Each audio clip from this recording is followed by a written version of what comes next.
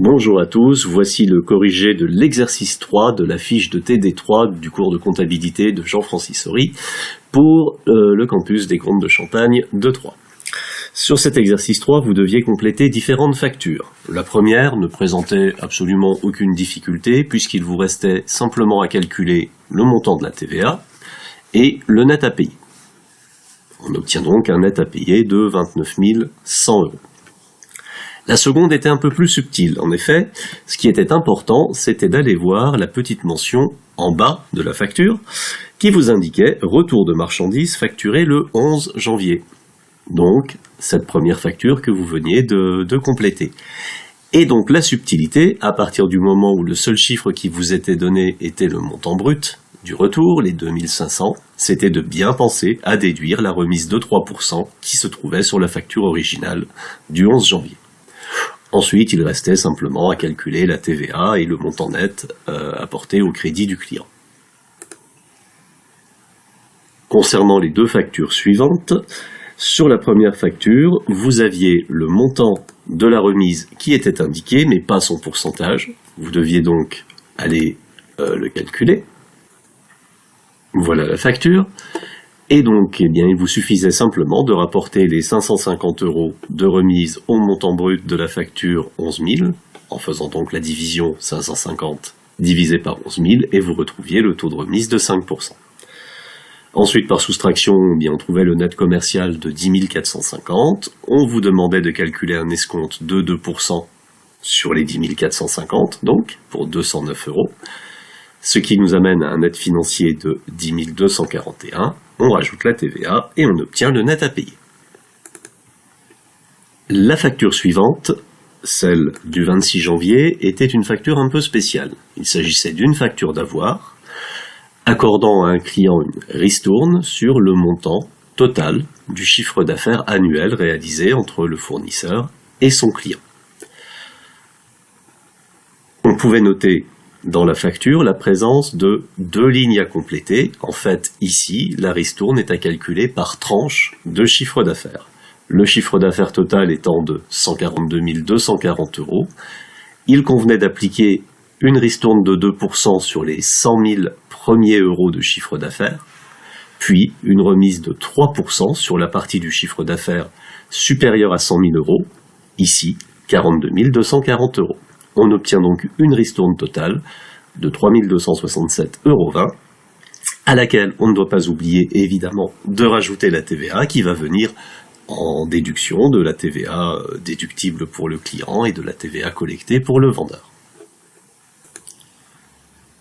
Pour terminer cet exercice, vous deviez compléter deux factures émises par l'entreprise Vanessa.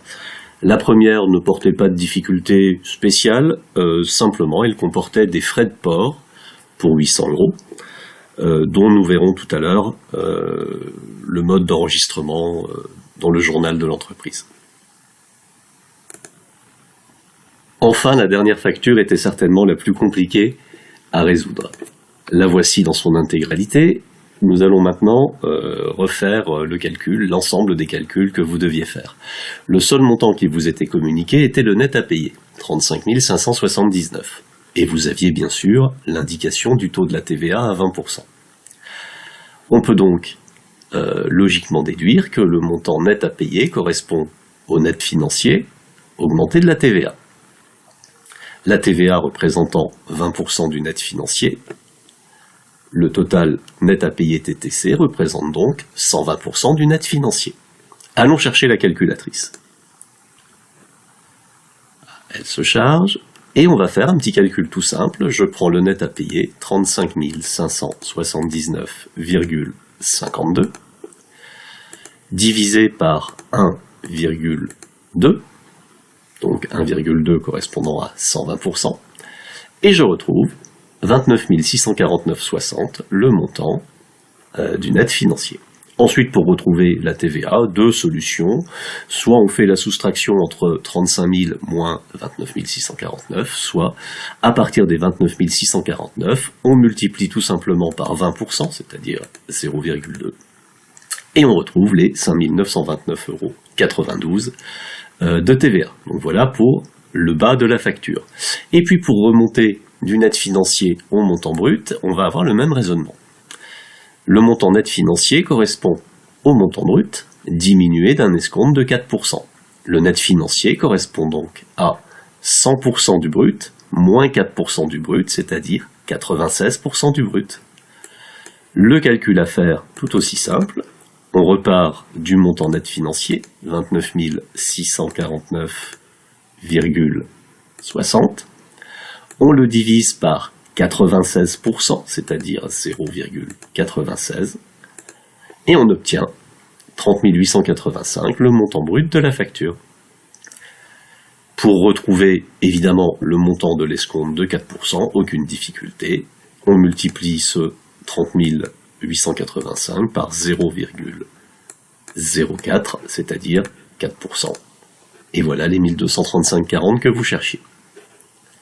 Dans ce genre d'exercice, surtout, il est important de prendre les problèmes un par un et de ne pas essayer de passer directement du net à payer au montant brut, même si cela resterait possible, mais ça complexifie un petit peu le calcul. Nous allons voir dans la vidéo suivante l'enregistrement comptable de ces factures.